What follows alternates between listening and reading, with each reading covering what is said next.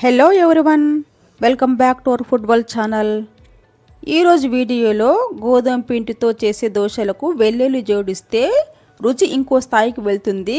అదే గార్లిక్ గోధుమ పిండి దోశ. తక్కువ సమయంలో తక్కువ పదార్థాలతో చేసుకునే ఈ హెల్తీ దోశ బ్రేక్ఫాస్ట్కి లేదా ఈవినింగ్ స్నాక్స్కి బాగా సరిపోతుంది.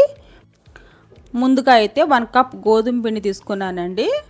ఇందులో తగినంత ఉప్పు వేసుకోవాలండి. 1/2 టీ స్పూన్ సరిపోతుంది. తర్వాత కలోంజీ సీడ్స్, ఇది కూడా 1/2 స్పూన్ వేసుకోండి. తర్వాత వెల్లుల్లిని దంచి ఈ విధంగా గ్రైండ్ చేసి వేసుకోవాలండి. తర్వాత సన్నగా కట్ చేసిన కొత్తిమీర కూడా వేసుకోండి. 1 టేబుల్ స్పూన్ వరకు వేసుకోవాలి. దీన్ని కొంచెం మిక్స్ చేసుకున్న తర్వాత 1 కప్ గోధుమ పిండికి 1 కప్ వాటర్ వేసుకోండి. ముందైతే 1 కప్ వాటర్ వేసుకొని దీన్ని ఉండలు లేకుండా కలుపుకోవాలండి. ముందుగా అయితే 1 కప్ వేసుకోండి. ఇది ఉండలు లేకుండా కలిపిన తర్వాత నెక్స్ట్ ఇంకొక కప్పు వేసుకోవాలండి. చూసుకొని వేసుకోండి వాటర్ అయితే, మరి జోరుగా కాకుండా. 1 కప్ గోధుమ పిండికి 2 కప్పులు కొంచెం తక్కువగా పడుతుందండి. నెక్స్ట్ ఇంకొక కప్పు వేస్తున్నానండి. ఇది వేసిన తర్వాత ఉండలు లేకుండా బాగా మిక్స్ చేసుకోవాలండి. చూస్తున్నారు కదా ఫ్రెండ్స్, కన్సిస్టెన్సీ ఈ విధంగా ఉండాలి. దోశల పిండిలాగా ఉండాలండి. ఈ దోశలో వెల్లుల్లి వాసనతో పాటు గోధుమ పిండిలో న్యూట్రిషన్స్ కలిసి రుచికరంగా ఆరోగ్యకరంగా ఉంటుందండి. ఈ దోశను చట్నీ లేదా సాంబార్తో తింటే మరింత టేస్ట్గా ఉంటుంది. ఇంట్లో అందరికీ నచ్చే సింపుల్ అండ్ టేస్టీ రెసిపీ అండి ఇది.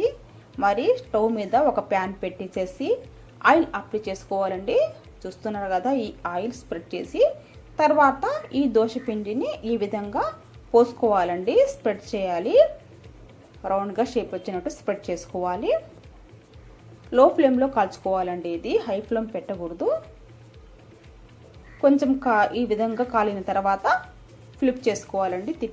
తిప్పేసుకోవాలి. అటువైపు కూడా కొంచెం చూసుకొని కాల్చుకోవాలి. అటు ఇటు 2 వైపులా పచ్చిగా లేకుండా కాల్చుకోవాలండి. అంతేనండి, చాలా సింపుల్గా ఈజీగా ఎవరైనా చేసుకోవచ్చు.